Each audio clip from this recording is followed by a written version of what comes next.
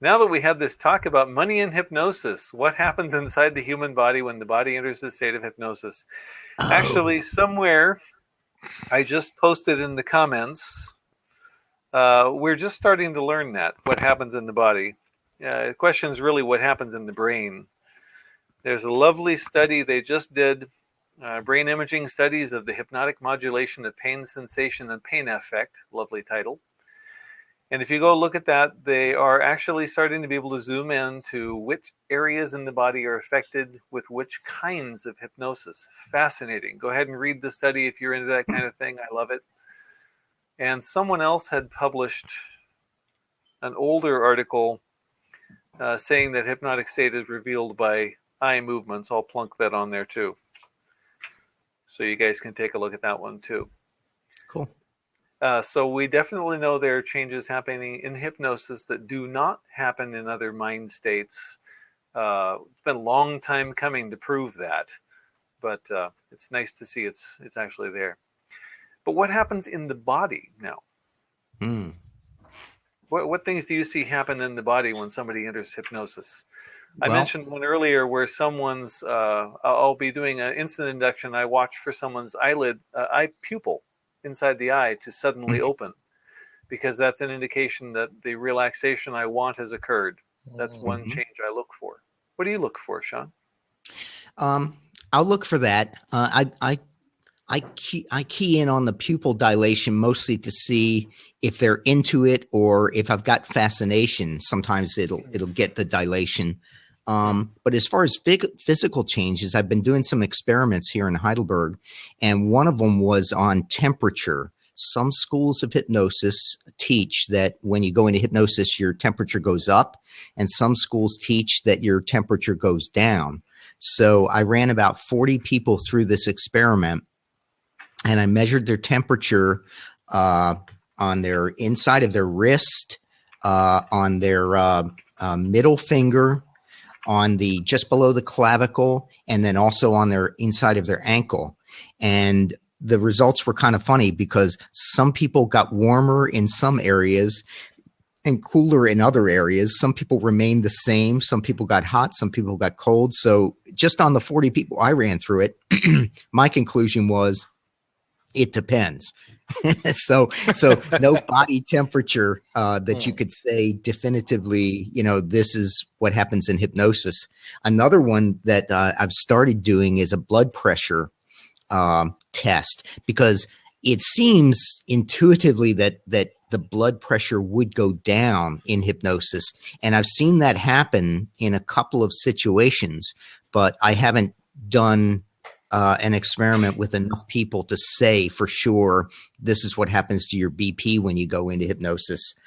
I'm always looking at it from a standpoint of hypnotizability so that I can tell who are going to be the best hypnotic subjects. So, I'm always looking for things like I love large pupils. When I see large pupils in a subject, that just something inside me says this one's good. Now, we know that when you see something that you like or you hear something that you like, your pupil will tend to dilate. And if you see something you don't like or hear something you don't like, your pupil can constrict. We know that happens. So it kind of makes sense that your subject, if she looks at you and she's got wide pupils, it probably is a good indicator. She either is interested in what you're telling her or interested in the hypnosis, or it just when I see those large pupils, I go, oh boy, this is going to be a good one. And often it is, but then of course somebody's going to say, well, yeah, but because you have that belief, doesn't that make them a good or a subject? And yeah, of course there's that part too. But yeah, there are just so many things to look for. And when we go out and we do this in the street, we learn these things, right? So that's kind of the focus of the testing that I'm doing here. Just what makes somebody good or not as good in hypnosis. By the way, we're about a minute away from when we should bring on the next guest. I'm looking. Do you know his code? Let me I don't see. see him on. Anthony, are you on yet? Here. I was trying to find out. Do you know his Twitter code?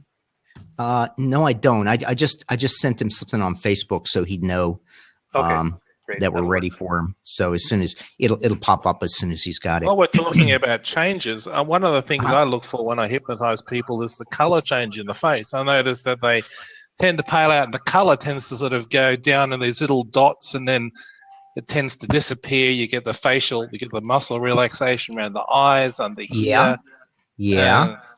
But I find the color change, and I find even I've done Middle Eastern people who with darker skin, and they get a color change too. But instead of going pale, it sort of goes a red color. So you still get color changes. Interesting. You know, Brett, I've never been good at picking up on the color changes. It's just, I don't know. It's just something that's never struck me. I've read that it could be a good indicator, but that's not something that I've consciously said, oh, look at that change in the color. I think I'm getting hypnosis here. But yet another thing. I mean, you can't look for everything, right? But I mean, it's something that I need to look for. When I see the color coming back, I also see the other indicators that they're coming up out of the somnambulistic trance. Sorry, Jay. Sean likes this word. They're coming up out of that zone. So I switch back to a deepener, and I see the color shrinking. Interesting. So it is something that I've particularly focused on as a measure of hypnosis. I mean, interesting. Because like some people use eye flicker, but I don't consistently see that. Matter of fact, I don't see that all that often. Nope. The watery eyes thing I see with every client when they come out of hypnosis, of course. But and the muscle tone that tends to change with the depth of hypnosis, but it can also change with what's going on in their mind during the session as well. Like sometimes, sometimes I might just tell them that they've got just enough strength to move into a more comfortable position, and then they'll drop even deeper into hypnosis. You see them, move their arm a centimeter or so, and they'll shift slowly, and then they'll just go. Well, Brett, getting back to the eye thing that you see. All right, that's Anthony there. Getting back to the eye thing, where do you look for, or rather the color? Hello, everybody. Hello, Anthony. Where specifically in the face do you look for that, Brett? What, for the color changes, or for the change. muscle tone? If I take my glasses off, the color changes I see are on the cheek, so they're kind of just under the eyes, about here. Okay. So just sort of under the eyes in this cheek region. So if you look at your own picture now, right, the zone you're rather pink across the face. You've got some pink across your forehead. So you've got quite a lot of color and contrast on your face. So interesting. So if you're going into trance, that would actually shrink down, and you'd find that you'd blush. That you'd sort of not blush, but reverse blush. You'd actually pale out.